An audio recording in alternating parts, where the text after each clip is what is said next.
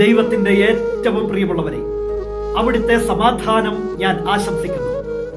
ഇന്ന് കർത്താവ് നമുക്ക് നൽകുന്ന ദൂത് 2 തിമോത്തിയോസ് 1:14.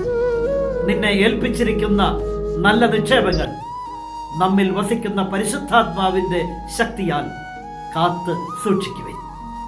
2 കാര്യങ്ങളാണ്. ഏൽപ്പിക്കപ്പെട്ട നല്ല നിക്ഷേപങ്ങളുണ്ട്, എന്നാൽ അത് കാത്തു സൂക്ഷിക്കാൻ മാനുഷിക ശക്തി പോരാ, ലോകത്തിന്റെ ശക്തി പോരാ. നിന്നെ ഏൽപ്പിച്ചിരിക്കുന്ന നല്ല നിക്ഷേപങ്ങൾ നമ്മിൽ വസിക്കുന്ന പരിശുദ്ധാത്മാവിന്റെ ശക്തിയാൽ കാത്തു സൂക്ഷിക്കുവിൻ. അതെ, ആ നല്ല നിക്ഷേപങ്ങൾ കാത്തു സൂക്ഷിക്കാൻ അത്യുന്നതന്റെ ശക്തി വേണം, പരിശുദ്ധാത്മാവിന്റെ ശക്തി വേണം. അതിനുള്ള കൃപയ്ക്കായി പ്രാർത്ഥിക്കണം. നാം പോലും അറിയാത്ത എത്രയോ നല്ല നിക്ഷേപങ്ങൾ ദൈവം നമ്മിൽ നിക്ഷേപിച്ചിട്ടുണ്ട്. അത് നഷ്ടപ്പെട്ടു പോകാതിരിക്കാൻ പരിശുദ്ധാത്മാവിന്റെ ശക്തിക്ക് വേണ്ടി പ്രാർത്ഥിക്കണം.